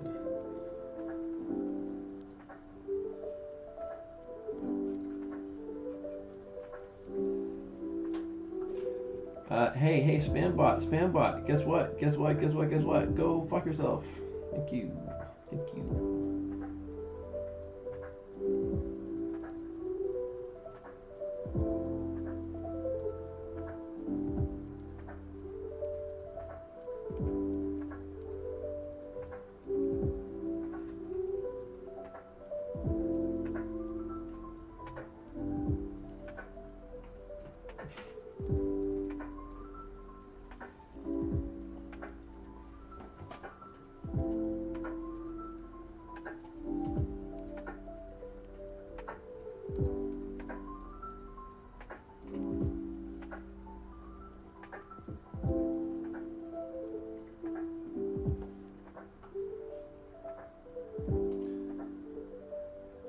Do you mean like it's like a jukebox musical, Meredith? Or is it you mean modern just as in like they wrote their own music, so it's not like the...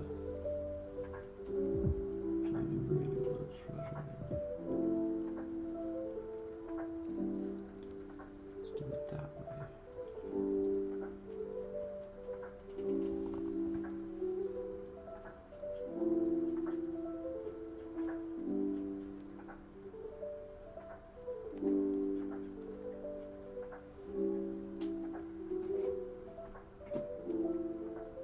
Oh, okay.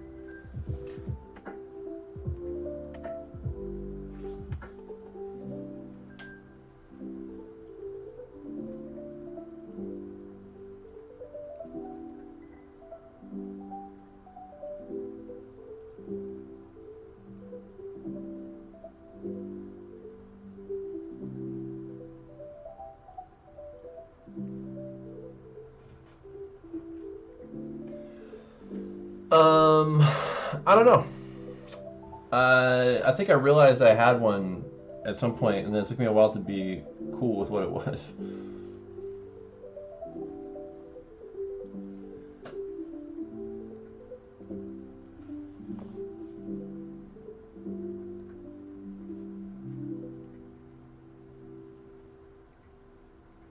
Could you second guess yourself and like, should I be working on this more? Well, I mean, I always work on the drawing more. I always want to get better at just drawing in general, but or anything that I do, but.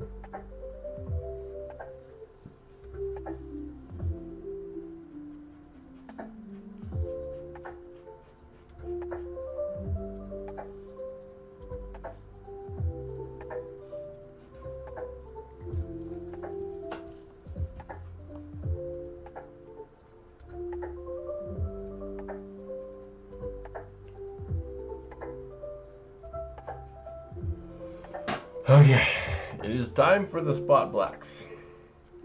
I lied. We're gonna do a few more of these. A couple more there, a couple more there, a couple more here, a couple more there.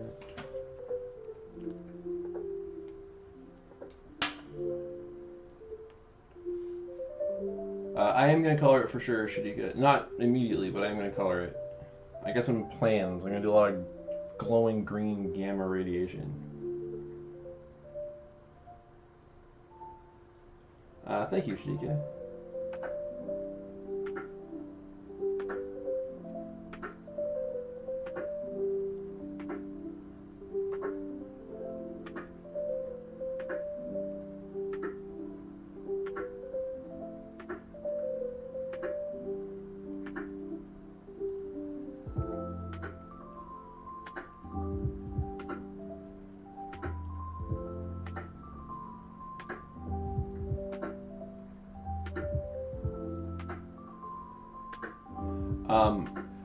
Tick Tick Boom is actually a musical I've seen, and I also really liked it. I was like, I actually found his character really relatable as well.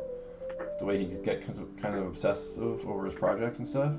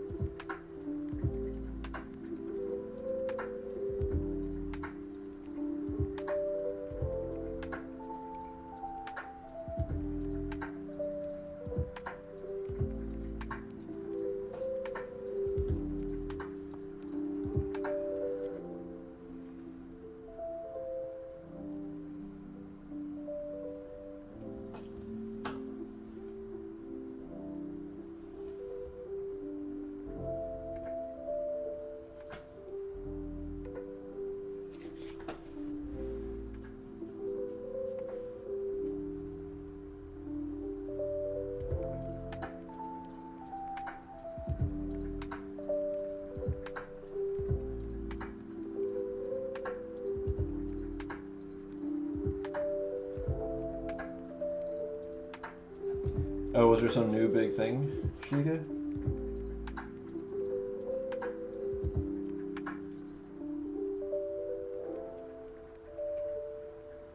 Yeah,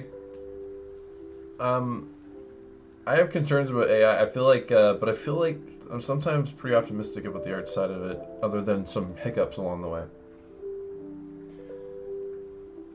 Tick Tick Boom, by the way, was nominated for an Oscar a few years ago. That's actually what made me watch it. I kind of did an Oscar catch up.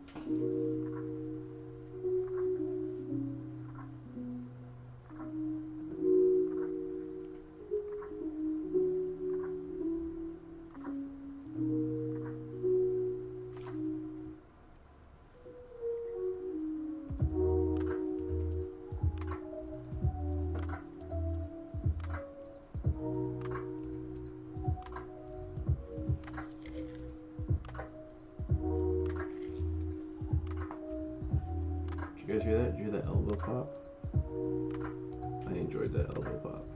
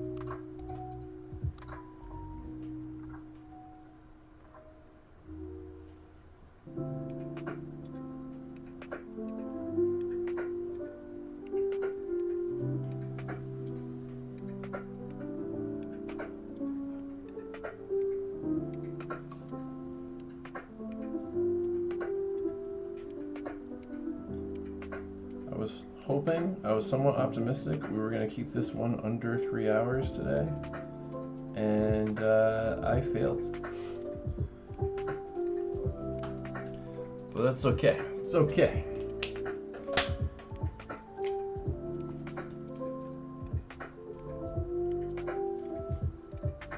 Unless I forgot some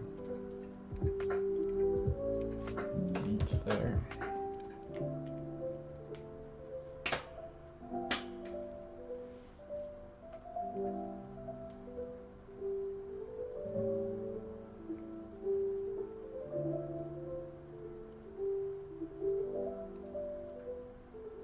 For 30 hours consecutively? Have you slept?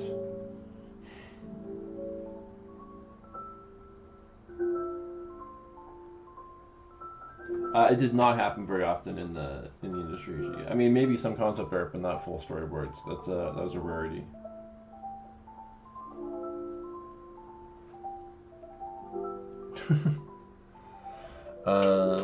Yeah.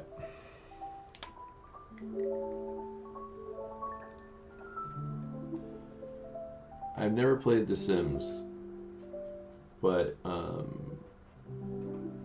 SimCity was my jam, pretty hardcore in elementary school, and then Sim Theme Park was all over that shit. That was in probably high school. Was my Sim Theme Park phase.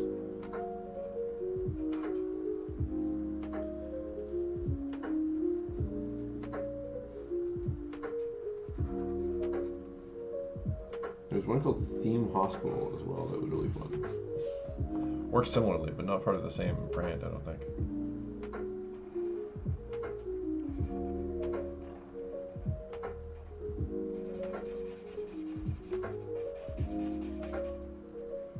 Alright, Banner and the Bulk are finished now.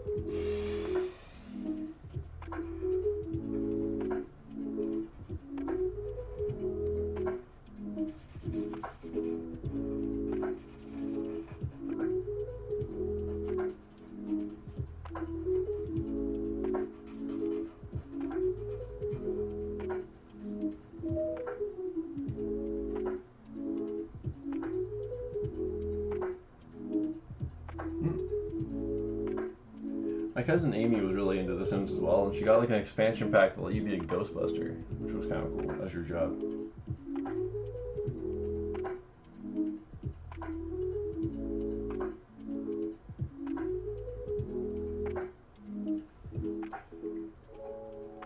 What was the one you were showing me again, Meredith? Was it the Final Fantasy one? Where you built the house?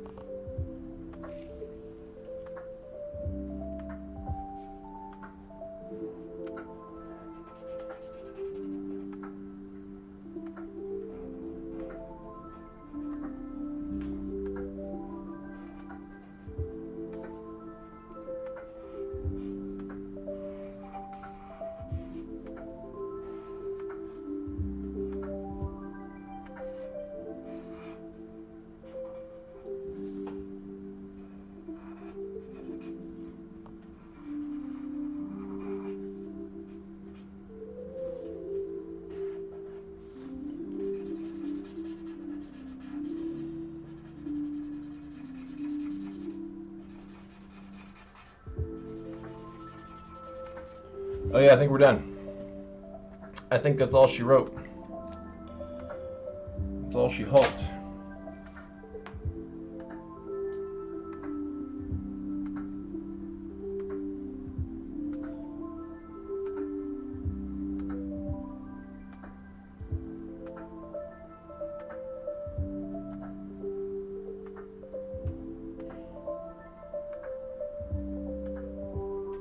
Thank you, Larry.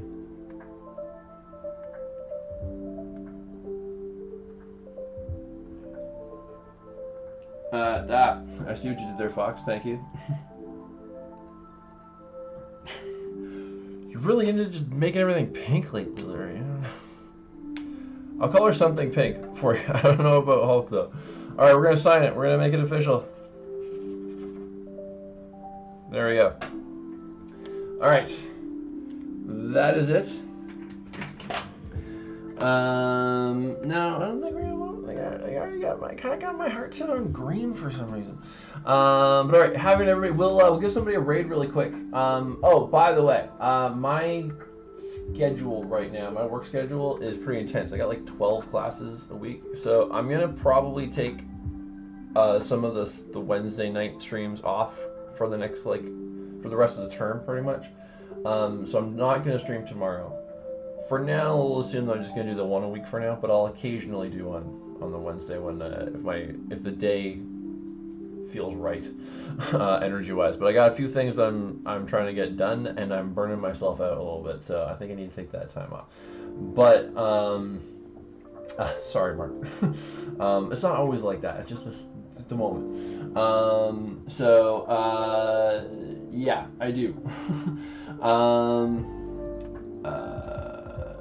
Thank you. So that's why I'll take tomorrow night off. But I will be back next Tuesday, and it might be another big one, actually. I'm going back and forth on it. I have an idea for a big one that I'm excited about, but I don't know about the energy level, so we'll see.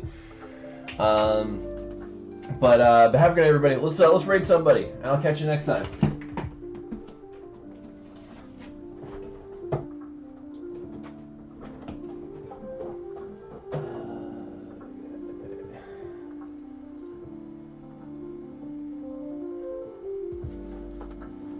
Well, happy early birthday there, Fox. Good night, everybody. Let's see who's live.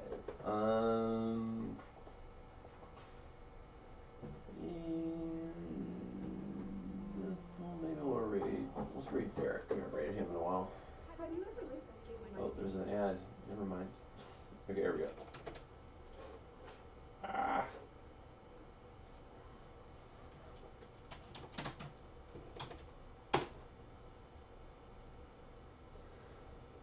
Eight, 7, 6, 5, 4, 3, 2, 1, raid!